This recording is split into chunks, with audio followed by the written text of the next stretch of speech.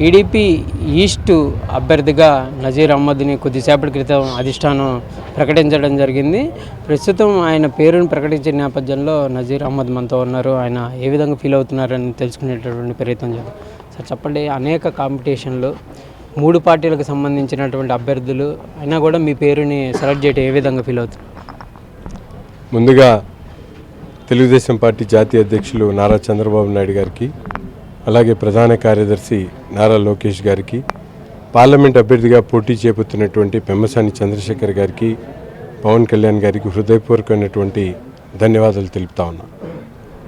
ముఖ్యంగా యువకులకు పెద్దపీట వేస్తామని చెప్పి గత సంవత్సర కాలం నుంచి చంద్రబాబు నాయుడు గారు అనేక సందర్భాల్లో చెప్పడం జరిగింది.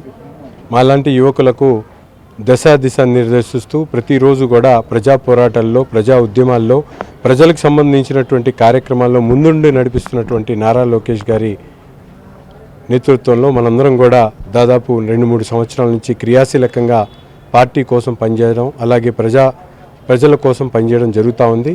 ప్రజల అభీష్టం మేరకు ఈరోజు పార్టీ కూడా నిర్ణయం తీసుకొని పెద్దల ఆశీస్సులతో మాకు ఈ అవకాశం రావడం జరిగింది. తప్పకుండా గుంటూరు తూర్పు నియోజకవర్గ అభివృద్ధి కోసం అహర్నిశలు కృషి చేస్తాను. చంద్రబాబు నాయుడు గారి నాయకత్వంలో ఈ రాష్ట్ర అభివృద్ధి, ముఖ్యంగా గుంటూరు నగరానికే తలమానికంగా ఉన్నటువంటి అమరావతి లాంటి రాజధానిని నిర్మించాలంటే చంద్రబాబు నాయుడు గారు అధికారంలోకి రావాలి, పవన్ కళ్యాణ్ గారు రావాలి అని చెప్పి ప్రజలు కోరుకుంటున్నారు. కాబట్టి తప్పకుండా ఈ అవకాశాన్ని సద్వినియోగం చేసుకొని గుంటూరు తూర్పు నియోజకవర్గంలో తెలుగుదేశం పార్టీ విజయడంకా మోగించే వరకు కలిసి పోరాడతామని చెప్పి కూడా ఈ సందర్భంగా తెలియజేస్తాం. ప్రస్తుతం ఈ ఎలక్షన్స్ చూస్తే కోట్ల రూపాయలు ఖర్చు పెట్టాల్సినటువంటి సిచ్యువేషన్ ఉంది.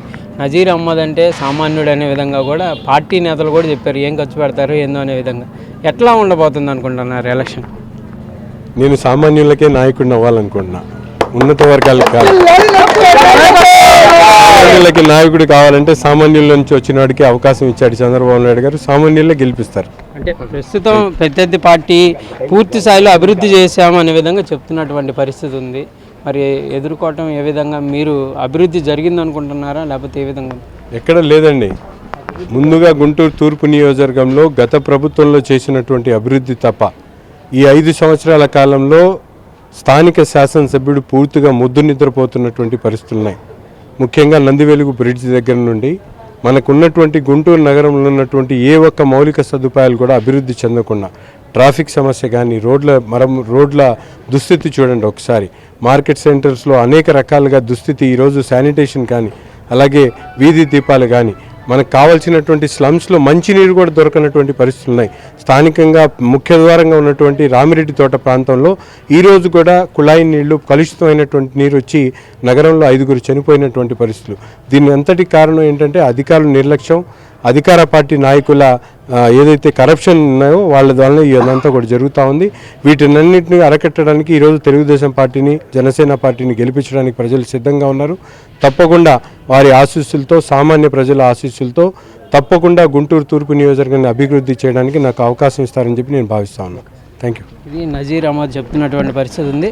సామాన్య ప్రజలు, తూర్పు నియోజకవర్గానికి సంబంధించిన ఓటర్లు కంపల్సరీగా తమ పక్షాన నిలుస్తామనుకునే విధంగా కూడా అనుకుంటున్నాం. ప్రస్తుతం తనని అభ్యర్థిగా ఖరారు చేసినటువంటి నేపథ్యంలో చాలా ఆనందంగా ఉందనే విధంగా కూడా ఆయన అయితే తన ఆశాభావాన్ని వ్యక్తం చేస్తున్నటువంటి పరిస్థితి అయితే ఉంది. కెమెరామెన్ సిద్ధుతో సాయి శంకర్, గుంటూరు నుంచి.